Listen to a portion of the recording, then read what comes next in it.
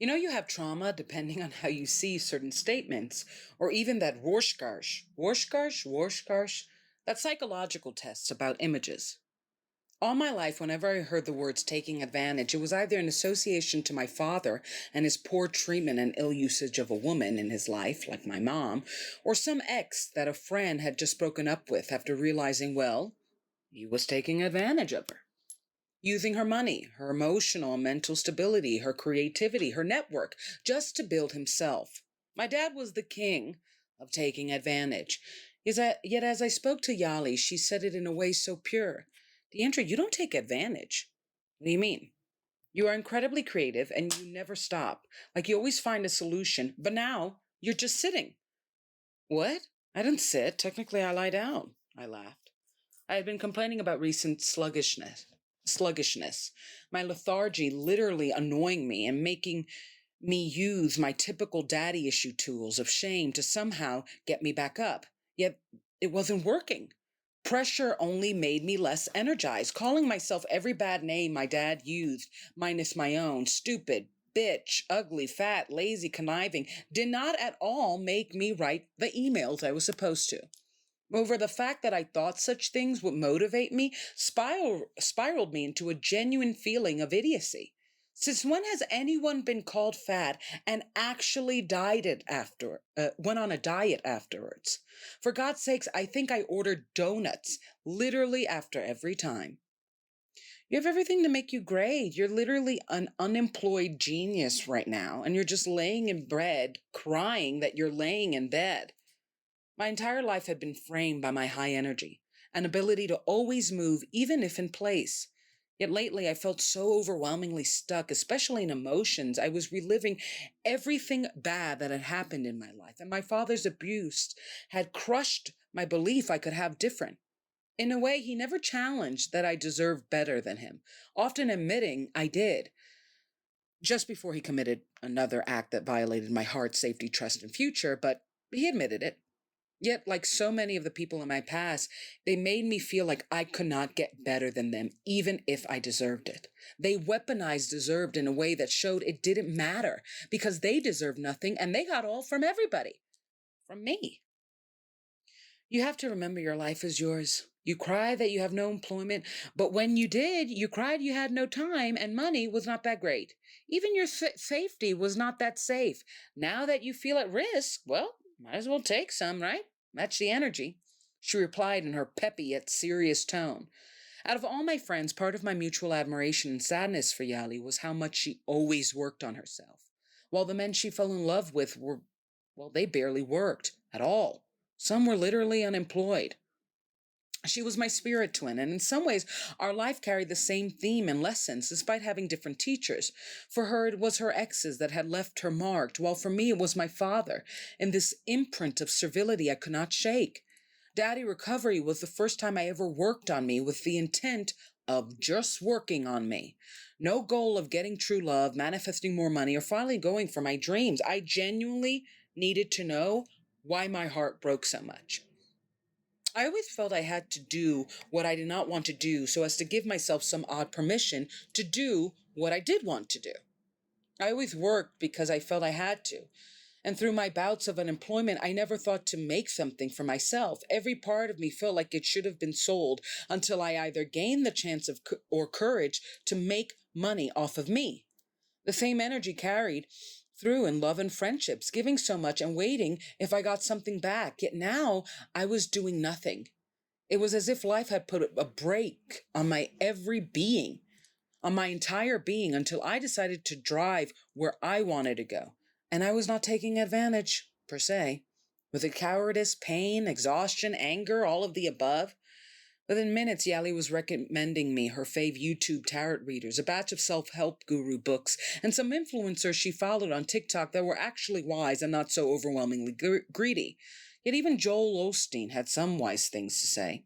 Toxic positivity was a powerful selling point, but for people like Yali and I, the genuinely good who wanted to be genuinely good for others, we realized we first had to do that genuinely good stuff to ourselves.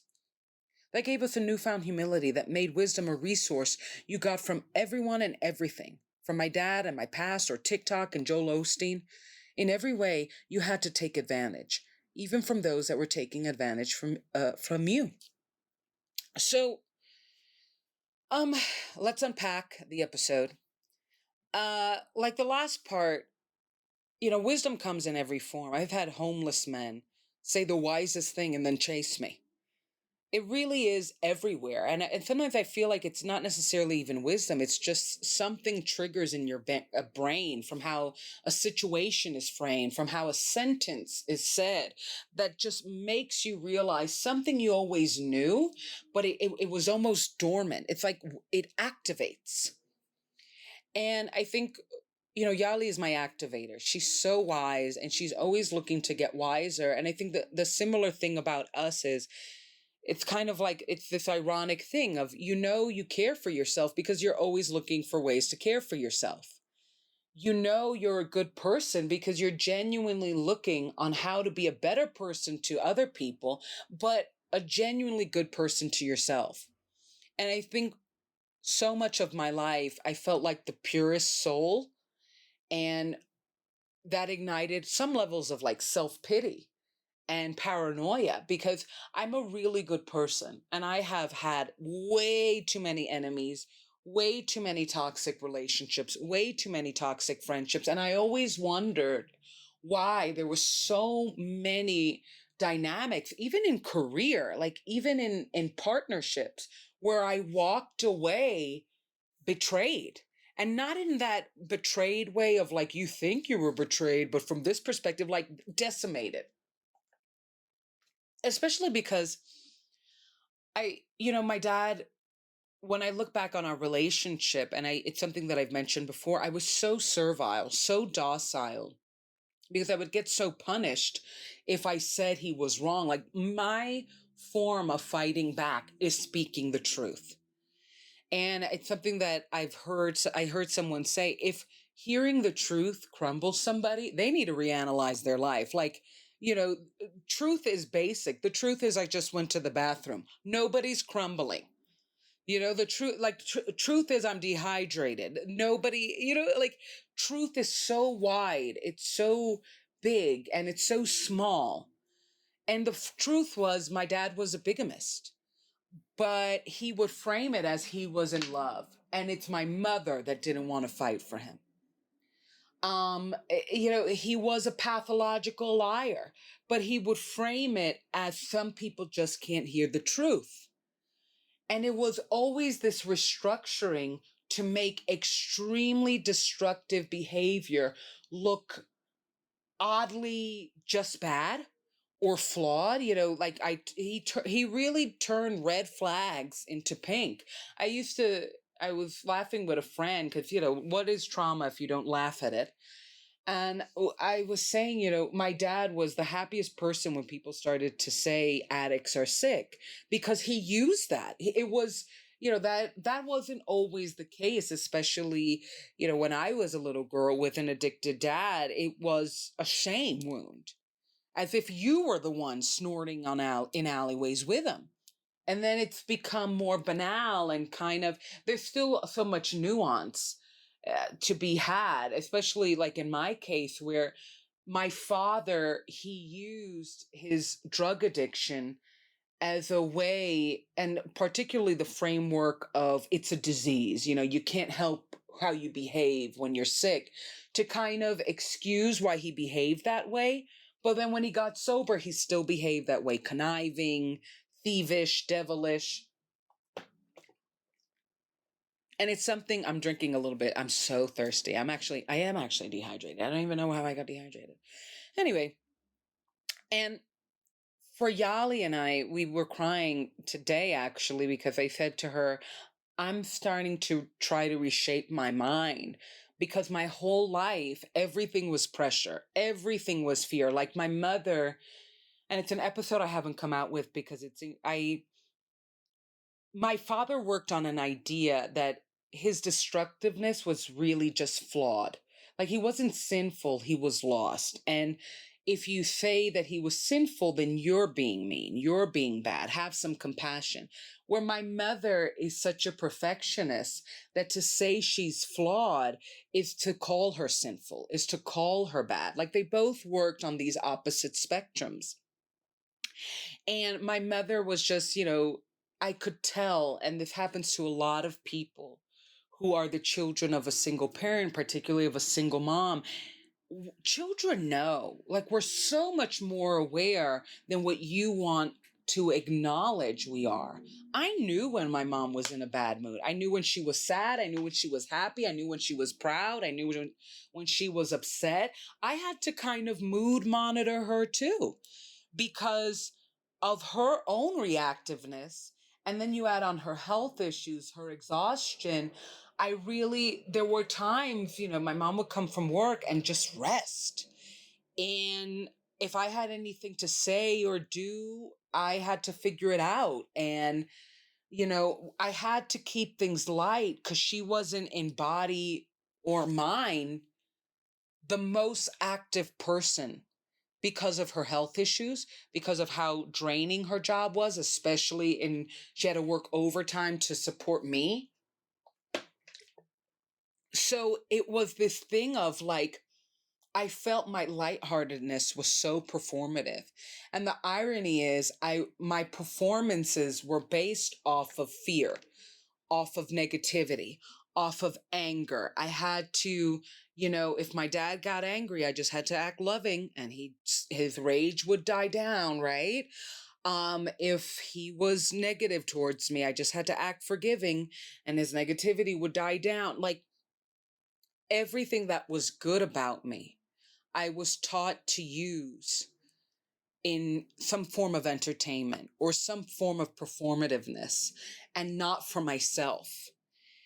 Instead, what happened is I almost was just shamed into activeness, oh, you are fat, lose weight, and I'm going to keep on calling you fat until you get on that diet. And I'm going to say it's because I want you healthy. And I notice that you're happier when you're thinner, but it's really, I'm just a bully. That kind of framework of overwhelming me into some form of submission that looked like, I'm going to bully you until you look and act like a happy person in front of me. And what I have found is that now I'm in this deadness. I don't have employment. I'm working on daddy recovery. I still have D'Andra Reviews, but even D'Andra Reviews started out because I was working for this. It was called New York Theater Guide. And they weren't paying me because the abomination of the American workforce right now is how much work everybody's doing for free. Like everybody's trying to do, like, we're going to test you out for 2 months. Like you're 35 years old and they're trying to give you an internship. Like it's absolutely crazy. It's almost like we're going back to some form of Roman times where we're going to just barter. It really is. Like when you look at even influencers, they want free products to promote because that's some form of commodity too. My following will buy from you. And it's just like a bartering system. And yet our bills demand money. Like I can't send them the products to pay the bill. And I just got to this point. It has been, sometimes the universe really wants you to go one way and you refuse because you were so trained not to do that. I went to college because my mother wanted me to go to college, A. Like there was just no other way. B, I was very good at school, even though I hated it. Like I just went through so many highs and lows of depression, and yet I was the class president. I was a part of 20 million clubs, and nobody would have known how sad I was if I wasn't saying it right now. I didn't like school, but I've always been a person, which is why sometimes when I look at my parents or I look at some of my toxic exes and friendships, how they kind of gaslit me into believing I was this rebel or this devious person to kind of cover up where they were failing or where they felt flawed. And like, now when I look back, I hated going to school. I hated being in school, but I was extremely good at it. I was responsible enough to know my duty was to not fail, even though I didn't feel successful. I got A's because I'm smart and I wasn't gonna get an F. Like that's just not who I am. And yet so much of my life has been framed off of this idea that I would let me fail, that I would let me down, that I would go the wayward way. And it's this mistrust and this over responsibility that I've always had that somehow has fueled me up until now. Like I'll be like, you're so stupid, you're so ungrateful. I'll say that to me internally right now, and it's just not working. And I'll try to give myself 20 million more tasks in replacement or in honor to the 20 million I didn't do. Like, oh, you don't want to do 20 million tasks? Now you got to do 40 million. Like, it's this very self-punishing dynamic that totally comes from all these past relationships where I entered thinking I needed to earn, even if the person, like my father, was just a deadbeat, like a loser.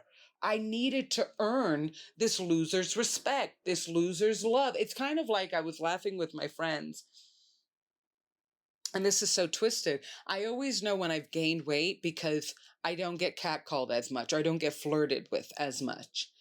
And it's this weird thing of like kind of knowing on one hand, catcalling can be so uncomfortable, but yet it's also uncomfortable when it doesn't happen because it's such a dirty way to say someone is attractive, and the loss of it means you have gone into unattractive territory. So it's this damned if you do, damned if you don't. And either way, there's just this level of impurity.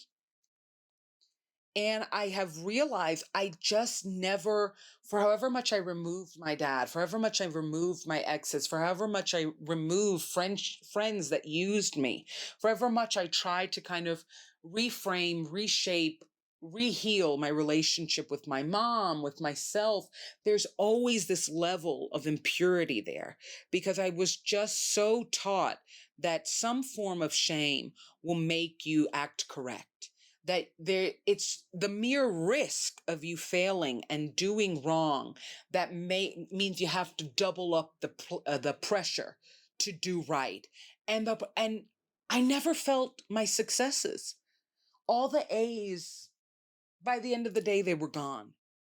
By the another good report card, all the times that I got the job, it wasn't what I wanted. I didn't know how to go for what I wanted because good girls don't go for their dreams before what other people dream for them. My father dreamed I was in a ditch.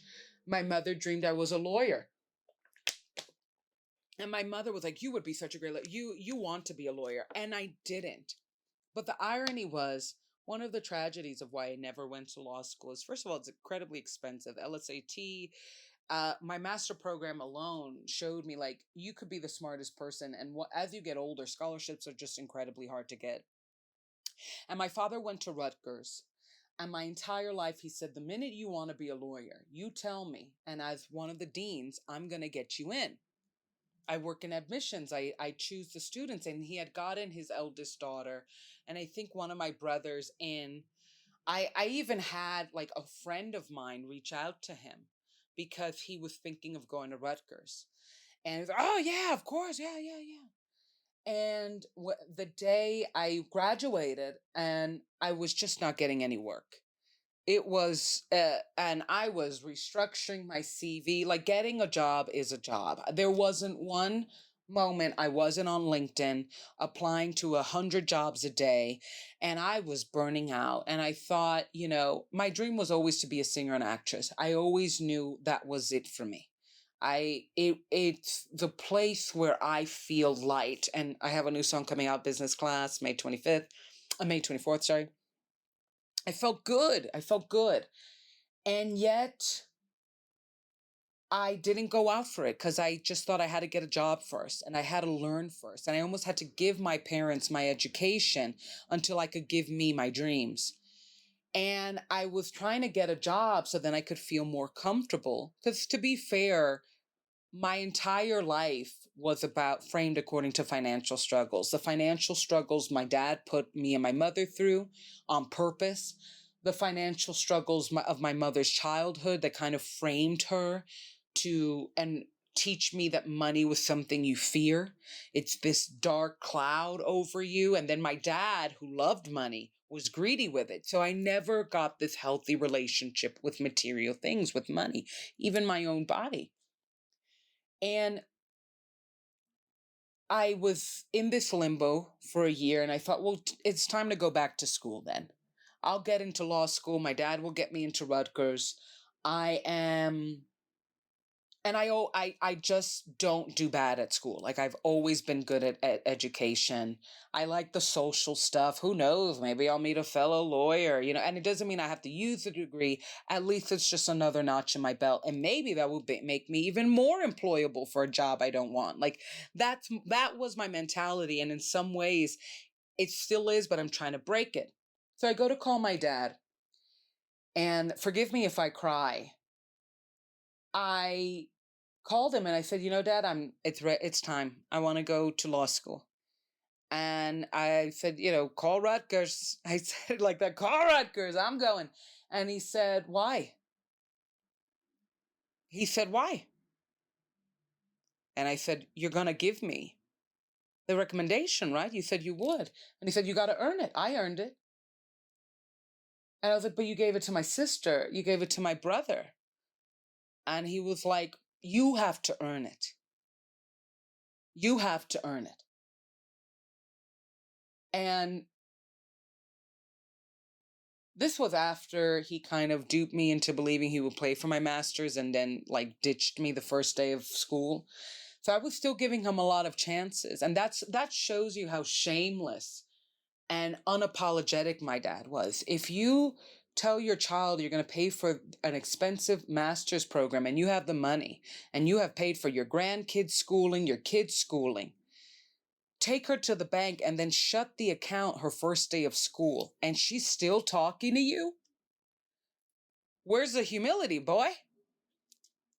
And I know it sounds curt, but by that time in my father's relationship with me, I think he had kind of lost his mind and just gotten so used to being the one he beats down. And I had gotten so used to it that I stopped fighting. And soon after I would stop talking to him because I lost my fight. Like I lost my drive. I was getting used to people betraying me and duping me in the cruelest ways to the point where I had to reroute my life. Like there went the easiest ticket to me furthering my education. And all he had to do was give a call. And there was the legacy scholarship, right? And he said you had to earn it. And then he ended the call with, remember, whatever you need, call me. Because that's how deluded, insane my father was. He would do the worst things to me and say, but if you're in need, call me. But he was putting me in need. He was putting me in need. And now, I'm starting to do stand-up comedy. And I feel like he was the punch in the punchline. Like he was setting up the joke and it would land right on me. Because it was just such a repetitive dynamic of one day I will show up for you, just knock on my door. And I would knock, and who would open would be this beast, this demon that would berate me for even thinking of knocking and then say, next time, feel free to knock again. It's almost like he just wanted that moment for the exhilaration of crushing me. And it's so weird. I want to cry, but I also don't because it's so over. Do you know what I mean? It's so over. It's done.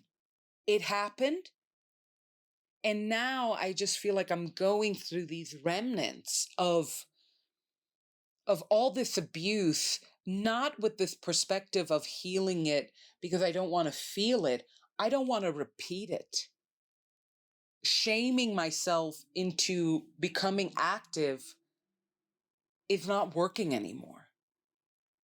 Even when I feel fear, I don't even feel it fully. I'm numb, I'm apathetic. And I just want to live the life I want to live. And I think with Yali, what was so beautiful of what she told me is like, you've got everything to make yourself successful. And because you're not giving it to someone else, you think you've lost or you're a loser. But I've seen you when you're employed. I've seen you when you're making money, and you still don't make time for you. Now you have time for you. And because you're not serving someone, you're not serving yourself. You feel dead. And I had never seen it like that because it really has been, my entire life has been of being taken advantage of rather than taking advantage of myself. And it is so crazy how long you can live like that. It's absolutely insane. As somebody who has always, people, it's something that I discuss a lot in Daddy Recovery. Sometimes I don't know what are my flaws because I had parents that told me I was the most flawed person. And my dad obviously did it in forms of abuse and bullying. My mom is just typical Latina mom, or at least the stereotype of just, you criticize the girls, right?